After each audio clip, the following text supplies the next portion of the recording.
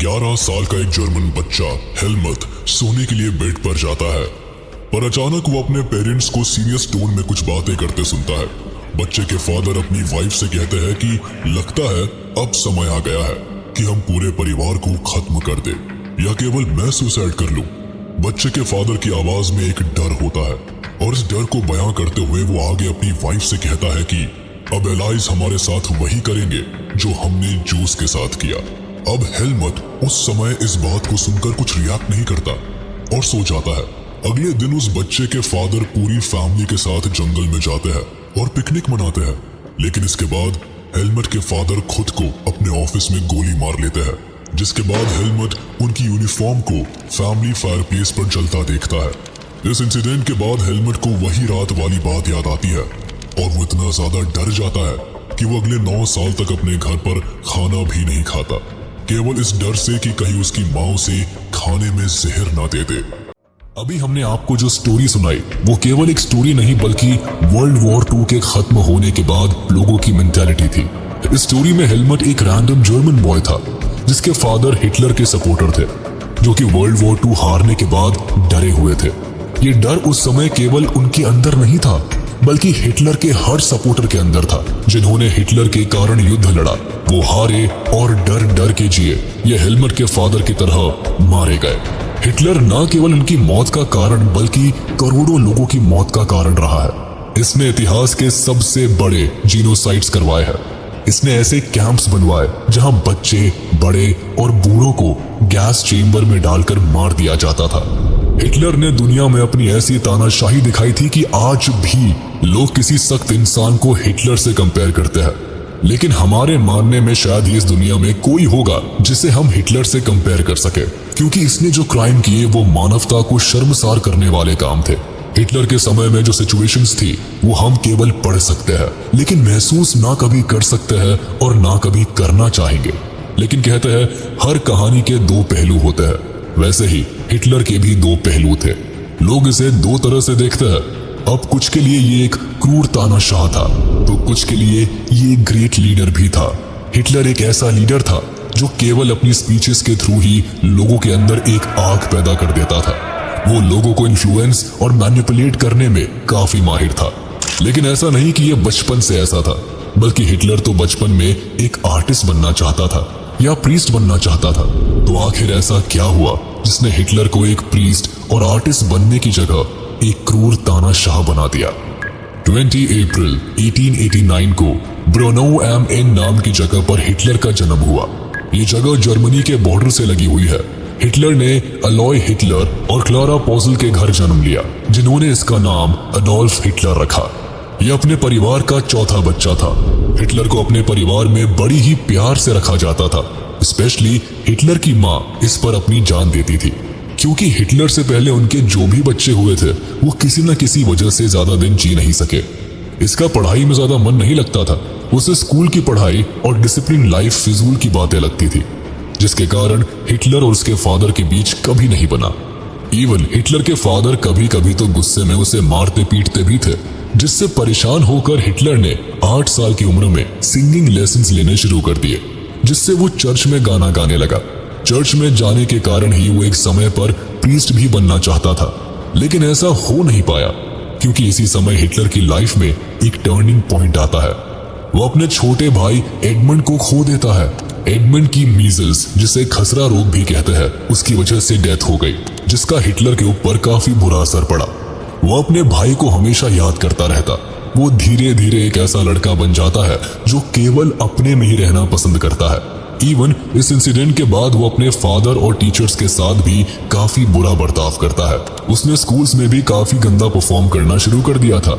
हालांकि समय के साथ हिटलर का इंटरेस्ट भी चेंज हुआ और अब वो एक आर्टिस्ट बनना चाहता था, जिसके लिए उसने 2 बार आर्ट स्कूल में अप्लाई भी किया था, लेकिन दोनों बार उसे वहां से रिजेक्शन मिला। इसी समय हिटलर एक ऐसा इंसान बनता जा रहा था जिसका इंटरेस्ट जर्मन हिस्ट्री और जर्मन पीपल में था। वो बेशक ऑस्ट्रिया में पैदा हुआ था, लेकिन उसका मन जर्मनी की ओर ही भागता था। हिटलर बचपन से ही जर्मनी का नेशनल सॉन्ग गाता, वहां के बारे में पढ़ता, वहां के लोगों से इन्फ्लुएंस होता। हिटलर के भाई की मौत के 3 साल बाद उसके फादर की भी डेथ हो जाती है, जिसके बाद हिटलर को उसकी पुअर एकेडमिक परफॉर्मेंसेस की वजह से स्कूल से भी निकाल दिया जाता है। हिटलर के पास अब अपने कोई फ्यूचर प्लान्स नहीं थे। उसके घर का खर्च भी ऑर्फन्स बेनिफिट से चलता और ऊपर से हिटलर की माँ की तबीयत भी खराब रहने लगी थी। हिटलर इन सभी चीजों से काफी परेशान था कि अचानक एक दिन उसकी माँ की भी डेथ हो जाती है। 21 दिसंबर 1907 को हिटलर अपनी माँ को भी खो देता है, जिसके बाद वो पूरी तरह से अकेला और अनाथ हो जाता है। उसके पास न रहने को घर था, न खाने को खाना। वो दर दर काम की तलाश में भटकता और रोता। उसके पास खाने या रहने को एक फूटी कौड़ी भी नहीं थी, जिसकी वजह से हिटलर ने लेबर का काम भी किया, पेंटिंग्स बनाई और उन्हें बेचा। कुल मिलाकर जीने खाने के लिए जो किया जा सकता था हिटलर ने वो सब किया। इस तरह से हिटलर एक नॉर्मल लाइफ स्पेंड करने लगा। इसी समय हिटलर का सामना मेयर कार्ल ल्यूगर से हुआ, जो अपनी रेसिस्ट सोच और जर्मन के प्रति लगाव के लिए जाने जाते थे। यही नहीं, हिटलर इस समय मारिया हिल्फ डिस्ट्रिक्ट में रहा करता था, जहां जर्मन नेशनलिज्म हर दूसरे इंसान में देखने को मिलता था, जिसके कारण हिटलर को जर्मनी और पॉलिटिक्स दोनों में काफी इंटरेस्ट आने लगा।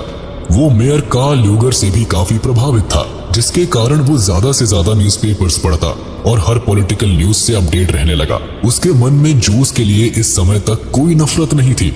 हिटलर वर्ल्ड वॉर 1 से पहले तक जूस के साथ अपने पेंटिंग बिजनेसेस में डीलिंग्स भी करता था, लेकिन उसके माइंड पर फर्स्ट वर्ल्ड वॉर ने काफी बुरा असर डाला। हिटलर ने फर्स्ट वर्ल्ड वॉर के बारे में जैसे ही सुना, वो जर्मनी शिफ्ट हो गया और उसने आर्मी में जाने का फैसला लिया। हिटलर ने फर्स्ट वर्ल्ड वॉर में एज अ सोल्जर पार्टिसिपेट किया, जहां पहले वो केवल इंफॉर्मेशंस पहुंचाने का काम करता था, लेकिन देखते ही देखते वो जर्मन फोर्सेस में वो एक पॉपुलर फेस बन गया। उसने कई जंग भी लड़े, जिसमें first battle of Ypres, the battle of the Somme, the battle of Arras and the battle of Passchendaele आती है। इन सभी लड़ाइयों में से बैटल ऑफ द सोमे में हिटलर घायल हो गया था, लेकिन फिर भी उसने हार नहीं मानी, जिसके कारण उसकी ब्रेवरी को सल्यूट किया गया और उसे आयरन क्रॉस से सम्मानित किया गया। हालांकि वॉर के बाद हिटलर लंबे समय तक हॉस्पिटल में एडमिट रहा। हिटलर को काफी मेजर इंजरीज आई थी। वॉर के एंड तक हिटलर के अंदर जर्मन नेशनलिज्म साफ तौर पर देखी जा सकती थी। जर्मनी का वॉर को हारने का दुख हिटलर को लिए बैठा।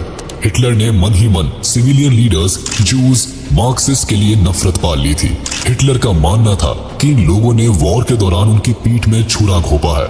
इन लोगों ने वॉर को खत्म किया और ऐसी ट्रीटीज पर साइन किया जिन्होंने जर्मनी को हमेशा हमेशा के लिए बर्बाद कर दिया। हिटलर ने यही से अपने मन में एक आइडियोलॉजी को जन्म दिया, जो बाद में नाजिज्म के नाम से जानी गई। 1914 से लेकर 1918 तक वर्ल्ड वॉर 1 लड़ा गया, जिसमें एलाइज कंट्रीज यानी इंग्लैंड, फ्रांस एंड रशिया ने सेंट्रल कंट्रीज को हरा दिया, जिसमें जर्मनी भी आता था। जर्मनी के हारने के बाद वहां का पॉलिटिकल सिस्टम काफी खराब हो गया था। कोई भी सरकार वहां राज करने के लिए नहीं थी, जिसके कारण सभी पार्लियामेंट पार्टीज को जर्मनी में अपनी गवर्नमेंट बनाने का मौका मिल गया, जिसके लिए एक नई गवर्नमेंट को बनाने की बात सामने आने लगी। नई गवर्नमेंट को फॉर्म करने के लिए नेशनल असेंबली ने वाइमर नाम की जगह पर मिलने का फैसला लिया, जहां बाद में कॉन्स्टिट्यूशन को फॉर्म करते हुए एक गवर्नमेंट को बनाया गया, जिसके लिए प्रॉपर वोटिंग्स का सहारा लिया गया, जिसमें वुमेन ने भी अपने वोट डाले। इस गवर्नमेंट को ही वाइमार रिपब्लिक के नाम से जाना जाने लगा। हालांकि उस समय ज्यादातर जर्मनी की पब्लिक इस रिपब्लिक के खिलाफ थे, क्योंकि इस रिपब्लिक ने ही पीस के नाम पर ऐसी ट्रीटीज पर साइन किया जिसने जर्मनी को बर्बाद कर दिया। इन ट्रीटीज में सबसे हार्श और ह्यूमिलिएटिंग ट्रीटी ऑफ वर्साई थी। ट्रीटी ऑफ वर्साई में इतने हार्श रूल्स और एक्शंस थे, जिसकी वजह से जर्मनी को बहुत बुरे इकोनॉमिकल कंडीशन से गुजरना पड़ा। इस पीस ट्रीटी के कारण ही जर्मनी ने अपनी overseas colonies, a tenth of population, 13% territories, 75% iron और 26% कोल खो दिए। एलाइड पावर्स ने वॉर के बाद जर्मनी पर ऐसे रूल्स इंपोज किए जिससे उनकी कमर ही टूट गई। जर्मनी इस ट्रीटी के कारण दिन पर दिन एक वीक देश बनता चला गया। जर्मनी के जो भी रिसोर्सेज थे, वो सभी रिसोर्सेज एलाइज कंट्रीज ने छीन लिए, जिसके कारण जर्मनी के पास आगे बढ़ने के लिए ना पैसे थे ना कोई रिसोर्सेज। एलाइड पावर्स ने वॉर का कारण जर्मनी को बताते हुए उसके ऊपर वॉर डैमेजेस का सारा खर्चा भी थोप दिया। जर्मनी को वॉर गिल्ट माना गया और इसे करीब 6.6 बिलियन पाउंड्स देने के लिए मजबूर किया। अब आप अंदाजा लगा लीजिए कि उस समय में 6.6 बिलियन पाउंड्स कितना ज्यादा अमाउंट होगा। इसके अलावा जर्मनी को अपनी आर्मी पर भी कंट्रोल लगाना पड़ा। कई लोग जर्मनी के खराब हालत का जिम्मेदार वाइमर रिपब्लिक और इनके द्वारा साइन की गई ट्रीटी ऑफ वर्साले को भी मानते हैं, इंक्लूडिंग हिटलर। अब वाइमर रिपब्लिक का दिन पर दिन विरोध होने लगा। कंजर्वेटिव नेशनलिस्ट मिलकर सोशलिस्ट, कैथोलिक्स और डेमोक्रेट्स पर अटैक करने लगे, क्योंकि ये लोग वाइमर रिपब्लिक को सपोर्ट करते थे। इस समय नेशनलिस्ट ग्रुप ने वाइमर रिपब्लिक के लीडर्स और सपोर्टर्स को नवंबर क्रिमिनल्स का नाम दिया। नेशनलिस्ट के अकॉर्डिंग ये सभी लोग जर्मनी के क्रिमिनल्स थे, जिन्होंने नेगोशिएट करके वॉर को एंड किया और हार्श ट्रीटीज पर साइन किया। नेशनलिस्ट के इस माइंडसेट ने जर्मनी के पॉलिटिकल डेवलपमेंट्स में कई चेंजेस देखे। हिटलर के माइंडसेट पर वर्ल्ड वॉर 1 के एंड रिजल्ट ने भी काफी भारी असर डाला। वॉर खत्म होने के बाद जर्मनी की आर्थिक स्थिति तो खराब थी ही, लेकिन इसका असर लोगों की सोच पर भी पड़ा। पॉलिटिशियंस और न्यूज़पेपर पब्लिशर्स ने मर्दों की एक अलग छवि प्लॉट करने की कोशिश की। उनके अकॉर्डिंग आदमी को अग्रेसिव, स्ट्रॉन्ग और मैस्कुलिन होना जरूरी था, वहीं वुमेन को केवल घर के कामकाज पर ध्यान देना जरूरी था। इसके अलावा ट्रेंच लाइफ को भी ग्लोरीफाइड किया गया। दरअसल वॉर के दौरान सोल्जर्स बड़े बड़े गड्ढे बनाकर उनमें रहते थे, जहाँ की असलियत मीडिया में दिखाई जाने वाली लाइफ से एकदम अलग थी। असल में सोल्जर्स को इन सभी गड्ढों में काफी परेशानियों का सामना करना पड़ता था। इन ट्रेंचेस में उन्हें harmful gases, rats, enemy shelling और गंदगी में रहना होता था। इसके अलावा उस समय वॉर प्रोपेगेंडा और नेशनल ऑनर का दौर भी देखा गया, जिसने पब्लिक को डिक्टेटरशिप की ओर ढकेल दिया। माइंडसेट के अलावा पॉलिटिकल चेंजेस भी देखे गए। वैसे वाइमर रिपब्लिक के खिलाफ ग्रुप्स फॉर्म्स होने लगे, जिसमें स्पार्टसिस्ट लीग एक ऐसा रेवोल्यूशनरी ग्रुप था जो रशिया के बोल्शेविक रेवोल्यूशन से काफी इन्फ्लुएंस था। लोग सोवियत स्टाइल गवर्नेंस अपने देश में भी चाहते थे, जिसके लिए दिन पर दिन प्रोटेस्ट होने शुरू हो गए। अब वाइमर रिपब्लिक ने इन सभी प्रोटेस्ट को शांत कराने के लिए एक मीटिंग की, जिसके बाद उन्होंने फ्री कॉर्प्स का सहारा लिया। फ्री कॉर्प्स वॉर वेटरन्स और जॉबलेस लोगों का वो ग्रुप था जो गवर्नमेंट के लिए काम करता था, लेकिन इनसे भी प्रोटेस्ट पर ज्यादा फर्क नहीं पड़ा। इवन कुछ समय बाद स्पार्टसिस्ट ग्रुप ने कम्युनिस्ट पार्टी ऑफ जर्मनी बनाई, जिसने लगातार वाइमर रिपब्लिक का विरोध किया। जर्मनी की हालत काफी खस्ता होती नजर आ रही थी। लोगों के पास खाने तक के पैसे नहीं थे, पर उन्हें अपनी वॉर की भरपाई भी करनी थी। जर्मनी के गोल्ड रिजर्व्स भी वॉर ने खाली कर दिए थे, जिस कारण इन्होंने एलाइज कंट्रीज को पैसा देने से मना कर दिया। जिसके बाद फ्रांस ने जर्मनी का लीडिंग इंडस्ट्रियल एरिया रोर पर कब्जा कर लिया। रोर में दुनिया का सबसे ज्यादा कोल पाया जाता है। इसके बाद जर्मनी ने अपनी बुरी सिचुएशन को ठीक करने के लिए पैसा छापना शुरू कर दिया। पैसे छापने की वजह से देश में नोट्स तो भर गए, लेकिन इनकी वैल्यू गिर गई। अब एक मुट्ठी नोट से एक ब्रेड खरीद पाना भी मुश्किल होने लगा। महंगाई इतनी बढ़ गई कि वहां एक नए शब्द का जन्म हुआ, जिसका नाम था हाइपर इन्फ्लेशन, जिसका मतलब होता है कि महंगाई का हद पार कर जाना। इस वक्त अमेरिका ने जर्मनी की तरफ मदद का हाथ बढ़ाया, लेकिन फिर अमेरिका में आए भयानक ग्रेट डिप्रेशन की वजह से अब अमेरिका भी पीछे हट गया। द ग्रेट डिप्रेशन के बाद अमेरिका ने जर्मनी को सपोर्ट देना भी बंद कर दिया, जिससे जर्मनी को एक साथ दो झटके लगे। एक यूएसए के फाइनेंशियल एड न आने से, दूसरा दुनिया भर में इकोनॉमिक क्राइसिस के आने से जर्मनी की हालत और बिगड़ती चली गई। 1932 तक इंडस्ट्रियल प्रोडक्शन 40% तक कम हो गया, जिससे करीब 6 मिलियन लोग उस समय जर्मनी में अनएम्प्लॉयड घूम रहे थे। लोगों ने सड़क पर नारे लगाने शुरू कर दिए। जर्मनी की हालत इतनी खराब हो गई थी कि लोगों का सरकार से विश्वास भी डगमगाने लगा था। लोग सरकार के खिलाफ नारे लगाने लगे। सरकार की खस्ता हालत देख हिटलर ने इस मौके का फायदा उठाया। हिटलर इस समय सत्ता में आया। यहाँ से हिटलर और नाजिज्म ने जर्मनी में अपनी अलग पहचान बनाई, और यहीं से शुरू हुई हिटलर का नो वन से जर्मनी का अडोल्फ हिटलर द डिक्टेटर बनने का सफर। आर्मी छोड़ने के बाद हिटलर ने 1919 में जर्मनी वर्कर्स पार्टी ज्वाइन की। ये ग्रुप उस समय इतना बड़ा नहीं था, जिस कारण हिटलर उस ग्रुप में बहुत जल्द शामिल हुआ और अपनी पॉपुलैरिटी बढ़ा ली। हिटलर ने इन सारे ग्रुप मेंबर्स को इकट्ठा किया और उनका सपोर्ट प्राप्त कर लिया, और इस ग्रुप का नाम बदलकर national socialist German workers party कर दिया, जो आगे चलकर नाजी पार्टी बनी। नाजी पार्टी नाजिज्म से बनी थी। नाजिज्म एक आइडियोलॉजी थी जो हिटलर के टाइम पीरियड में जर्मनी में इंट्रोड्यूस की गई। इसके अकॉर्डिंग लोगों को उनके रेस और अपीयरेंस से जज किया जाता था। लोगों को अपर क्लास और लोअर क्लास के हिसाब से ट्रीट किया जाता था। हिटलर जर्मनी पर राज करने के सपने के साथ निकल पड़ा। इसने अपनी पार्टी को धीरे धीरे बड़ा किया, जिसके बाद इसने 1923 में बावेरिया नाम की जगह को सीज करने का प्लान बनाया, लेकिन उसमें ये बुरी तरह से फेल हो गया, जिसके बाद इसे अरेस्ट कर लिया गया, जहां जेल में ही बैठे बैठे ही हिटलर ने एक बुक लिख दी, जिसमें इसने अपने फ्यूचर प्लान्स और अपनी आइडियोलॉजी को साफ तौर पर बयां किया। इस बुक का नाम माइन काम्फ था, जिसका मतलब माय स्ट्रगल होता है। हालांकि ये बुक लोगों में फेमस नहीं हो सकी।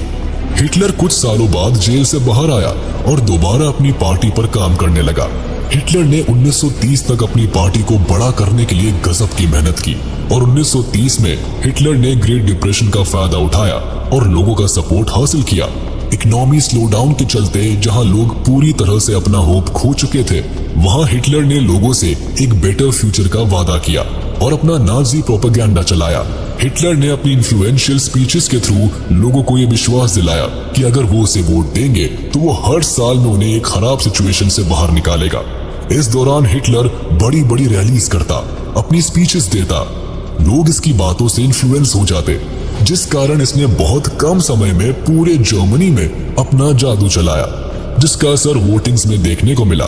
1928 में हिटलर ने पहली बार चुनाव लड़ा था, जहां उसे केवल 2.6% वोट मिले थे। लेकिन इस बार यानी 1932 में हिटलर को किसी भी दूसरी पार्टी से ज्यादा वोट्स मिले। कई रिपोर्ट्स ये दावा करती है कि हिटलर को 1932 के इलेक्शंस में लगभग 38 मिलियन वोट्स मिले थे। इसके बाद हिटलर ने अपना असली रंग दिखाना शुरू कर दिया।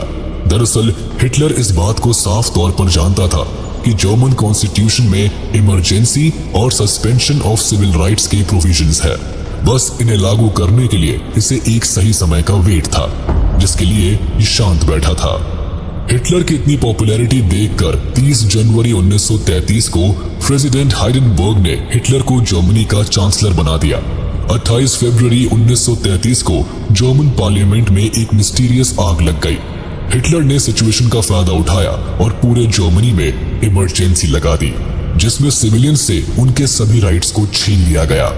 इमरजेंसी के बाद हिटलर इनेबलिंग एक्ट लेकर आया, जिसके पास होने के बाद जर्मनी एक डिक्टेटर कंट्री बन गया। इस एक्ट ने हिटलर को जर्मनी की सारी पावर सौंप दी, जिसके बाद देश में जितनी भी पॉलिटिकल पार्टीज और यूनियंस थे उन्हें बैन कर दिया गया। हिटलर ने कंट्री की इकोनॉमी, मीडिया, आर्मी और जुडिशरी को पूरी तरह अपने कंट्रोल में कर लिया, जिसके बाद जर्मनी में हिटलर का नियम ही शासन बन गया। हिटलर ने स्पेशल सर्विलेंस और सिक्योरिटी फोर्सेस का भी इंतजाम किया, जो उसके खिलाफ साजिश करने वाले लोगों को पकड़ने का काम करते थे। अब हिटलर के पास जर्मनी की सत्ता तो थी, लेकिन उसे ऑपरेट करने के लिए पैसा नहीं था, जिसके लिए हिटलर ने जर्मनी को एक नई शेप देना शुरू कर दिया। हिटलर ने सबसे पहले हॉलमार्शाट नाम के इकोनॉमिस्ट को हायर किया, जिससे जर्मनी की हालत सुधर सके। हुआ भी ऐसा ही। हॉलमार्क के प्लान्स ने जर्मनी की हालत को सुधारा, जिसके लिए सबसे पहले वो full production and full employment के एम के साथ आगे बढ़ने लगा। इसके अलावा हिटलर के राज में फॉरेन पॉलिसीज में भी सुधार देखने को मिला। हिटलर ने सबसे पहले 1933 में खुद को लीग ऑफ नेशन से बाहर किया, फिर 1938 में राइनलैंड नाम की जगह को वापस अपने कब्जे में किया, साथ ही ऑस्ट्रिया और जर्मनी को दोबारा एक किया।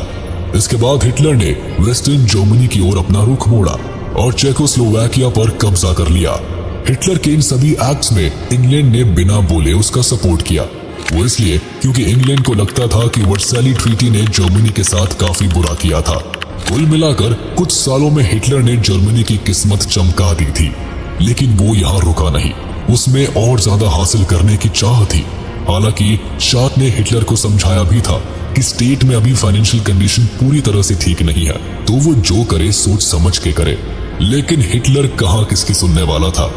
हिटलर इस इंसिडेंट के बाद सबसे पहले तो शार्ट को बाहर करता है और फिर इसने अपनी इकोनॉमिक कंडीशन को ठीक करने के लिए वॉर का डिसीजन लिया, क्योंकि उसके अकॉर्डिंग अगर जर्मनी ज्यादा से ज्यादा टेरिटरी को एक्वायर करेगा तो ज्यादा से ज्यादा रिसोर्सेज उनके अंडर आएंगे, जिससे उनकी फाइनेंशियल कंडीशन सुधर सकेगी।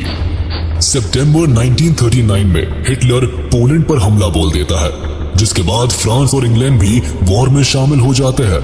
वो इसलिए क्योंकि जिस तरह वर्ल्ड वॉर 1 में ब्रिटेन बेल्जियम का साथ देने का वादा करता है, उसी तरह ब्रिटेन ने पोलैंड के साथ भी एक ट्रीटी साइन की होती है, जिसके अकॉर्डिंग ब्रिटेन को पोलैंड का साथ देना होता है। वहीं दूसरी ओर जर्मनी ने इटली और जापान के साथ एक ट्राइपार्टाइट पैक्ट साइन किया होता है, जिससे वो अपनी इंटरनेशनल लेवल पर पावर बढ़ा सके। देखा जाए तो 1940 तक वर्ल्ड वॉर 2 में जर्मनी के हालात अच्छे थे, लेकिन अपनी पावर के नशे में हिटलर यहाँ एक गलती कर देता है, जिसके कारण जर्मनी वॉर हार जाता है। दरअसल जैसे ही हिटलर को दिखता है कि वो वॉर जीत रहा है, वो लगे हाथ अपने सालों से देख रहे सपने को भी सच करना चाहता है, जिसके अकॉर्डिंग हिटलर ईस्टर्न यूरोप पर कब्जा करना चाहता है। इस सपने को पूरा करने के लिए हिटलर 1941 में सोवियत यूनियन पर वॉर डिक्लेयर कर देता है, जिसके बाद हिटलर वेस्ट में ब्रिटेन और ईस्ट में सोवियत यूनियन को एक साथ संभालने में नाकामयाब हो जाता है और जर्मन आर्मी को ही बर्लिन तक खदेड़ देती है, जिससे सोवियत यूनियन का भी दुनिया में एक नया दौर देखने को मिलता है। अमेरिका अब तक वॉर से बाहर रहता है, लेकिन जापान पैसिफिक ओशन में अमेरिका के पर्ल हार्बर पर अटैक के कारण अमेरिका भी वॉर का हिस्सा बन जाता है। ये वॉर लंबी चलती है।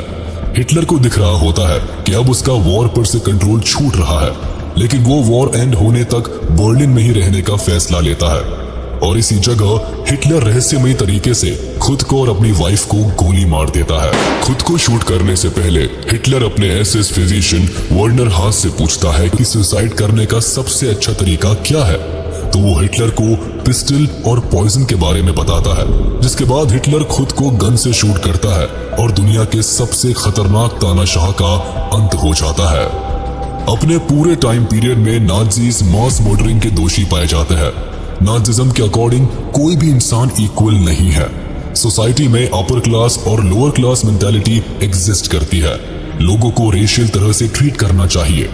केवल वो लोग सोसाइटी के टॉप लोगों में आते हैं जो ब्लॉन्ड, ब्लू आइड और नॉर्डिक जर्मन आर्यंस की कैटेगरी में आते हैं। बाकी जूस को नाज़िज्म के अकॉर्डिंग सोसाइटी का सबसे लोअर क्लास माना गया था। इन्हें नाज़ी लोगों का दुश्मन कंसिडर किया जाता था।